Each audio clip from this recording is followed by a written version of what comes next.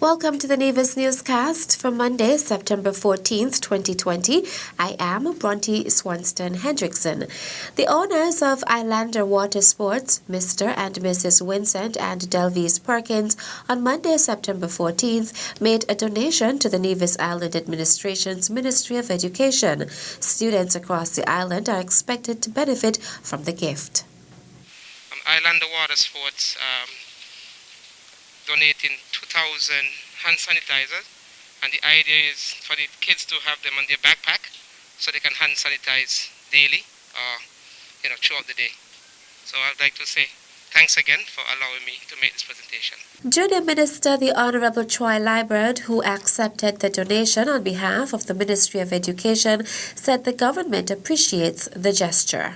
I think it's a wonderful gesture by the Perkins to do this for our children. We all know that we are under the scourge of COVID-19, and any assistance from the general public is certainly welcome. So I was very, very happy when Mr. Perkins gave me a call and he said to me, I have some hand sanitizer for the kids, for the students, and he said he had 2,000 hand sanitizers. And the whole idea is that the kids will have the hand sanitizer clipped onto them so that throughout the day they can continuously sanitize their hands. We are looking for persons to come forward and to donate, and Mr. Perkins is one such person who has come forward. He continuously comes forward, and so we really, really, really appreciate it. It's wonderful when persons who are in business could give back to the community, and this is giving back in a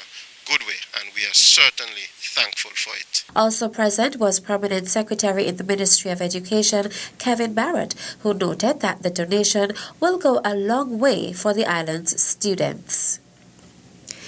The Alexandria Hospital is implementing new measures in preparation for the reopening of the borders of St. Kitts and Nevis in October. General Practitioner at the Accident and Emergency Department, Dr. Duana Pemberton Jeffers, explains. The Accident and Emergency Department deals with genuine life-threatening emergencies, including loss of consciousness, acute confused state, prolonged seizures, chest pain, difficulty breathing, severe bleeding that is not stopping, severe allergic reaction or anaphylactic shock, severe burns or scalds, stroke, major trauma.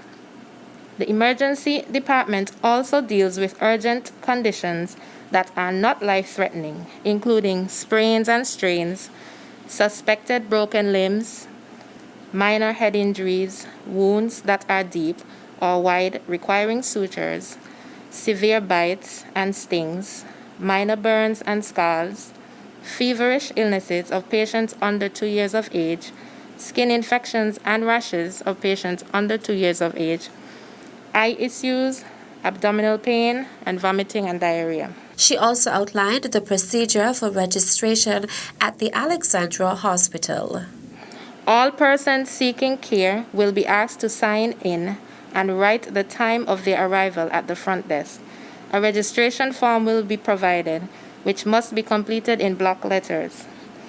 If this form has been completed in full before, your name, date of birth, and address will be required so that the previous record can be retrieved.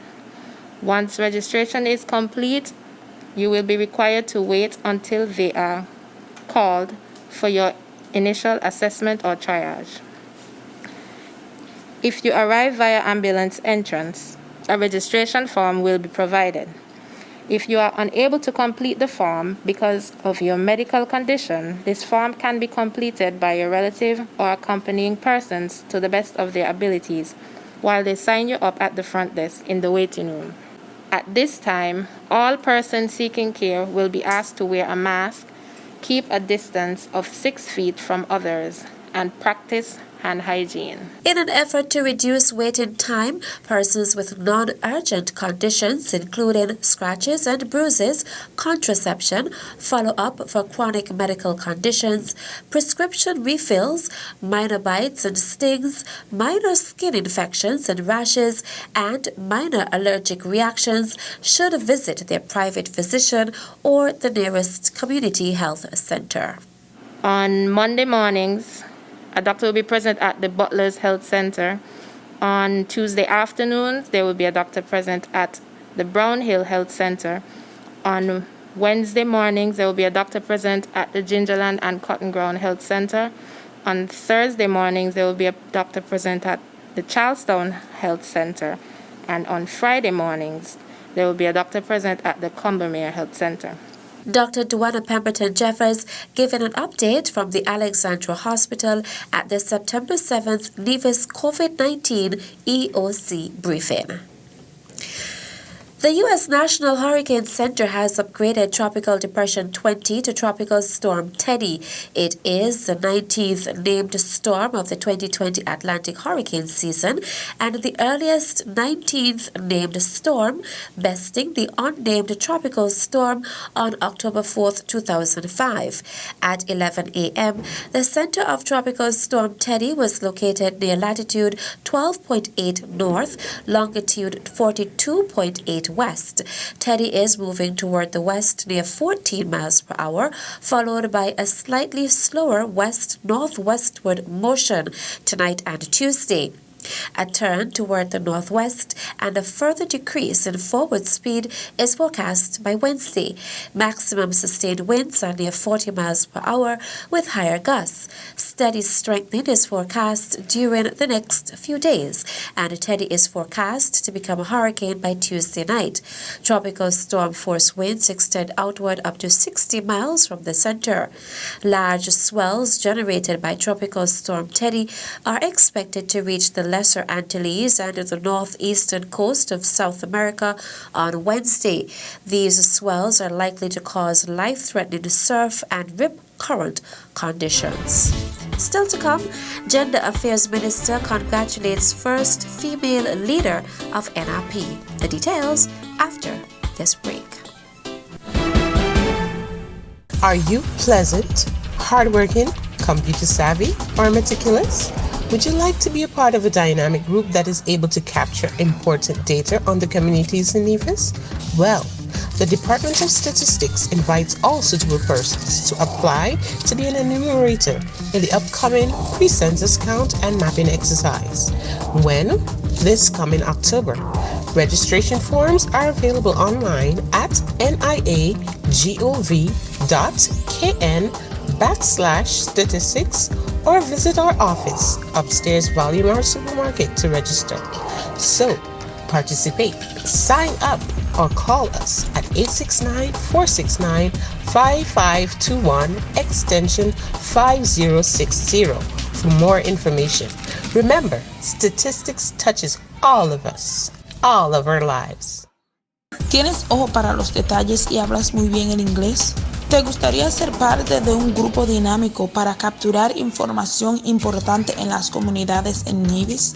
Bueno, el Departamento de Estadística invita a toda persona adecuada a aplicar a ser un enumerador en el aproximante conteo previo al censo y ejercicio de mapeo. ¿Cuándo? Este aproximante octubre. Formularios de registración están disponibles en línea en niagov.kn/statistics o visita nuestra oficina que queda arriba del supermercado Value Mart. Participa, regístrate o llámanos al 469-5521 extensión 5060 para más información. Recuerda, las estadísticas nos toca a todos. Welcome back. Junior Minister of Gender Affairs, the Honorable Hazel Brandy Williams, says she is honored to extend congratulatory wishes to Dr. Janice Daniel Hodge as the newly elected leader of the Nevis Reformation Party, NRP, and the newest member of the local political arena. The entrance of Dr. Daniel Hodge into the political sphere is one of the latest indications of the ongoing political evolution in St. Kitts and Nevis, particularly where women are concerned. Indeed, more women are boldly stepping forward to serve the country from front stage, the Gender Affairs Minister says. She adds that this is a historic moment for Nevisians and Kittitians alike because for the first time in the country's history, a woman has been elected to lead a political party. Minister Brandy Williams says it warms her heart to see that our people are now actioning the first steps toward gender equity on one of the most important social levels. This stands as testimony that we have grown and are continuing to grow as a people, both individually and collectively. Minister Brandy Williams says she looks forward to the contributions of Dr. Daniel Hodge to the political arena. Meantime, Premier the Honorable Mark Brantley says he wishes Dr. Janice Daniel Hodge well on her new journey and hopes that her approach will be one of constructive engagement for the benefit of the people of Nevis. He says he too looks forward to her ideas and energy in advancing our beloved island. The Honorable Alexis Jeffers says his mission as Minister of Agriculture is to bring about a revolution in the Federation's agricultural industry. During an interview with the St. Kitts and Nevis Information Service, he highlighted that the federal government is hoping over the next 5 years to stimulate growth in agriculture, to get more persons involved, and to ensure that it is feeding the nation in a sustainable way. St. Kitts and Nevis has a huge import bill vegetables, meat products, and fish products. But what the government is hoping to do over the next 5 years and beyond is to ensure that it develops sustainability in the production of these and ensure that there are financial returns to citizens, Minister Jeffers said. He says he hopes that persons who see the growth in this sector can make it a business and earn a living to feed themselves and their families, to send their children to school, and to build the infrastructure of the country. That can certainly be done to the benefit of all in the Federation of St. Kitts and Nevis. Minister Jeffers further explained that it will not be an easy task, as one of the challenges that needs to be overcome is the relationship between the Ministry of Agriculture and farmers. He said one of his hopes is to revitalize the relationship between the Ministry of Agriculture and farmers and to ensure that they are on board with his goal of stimulating growth in the sector. That's it for this edition of the Nevis Newscast. On behalf of all of us here at the Department of Information, I am Bronte Swanston Hendrickson. Thank you for viewing.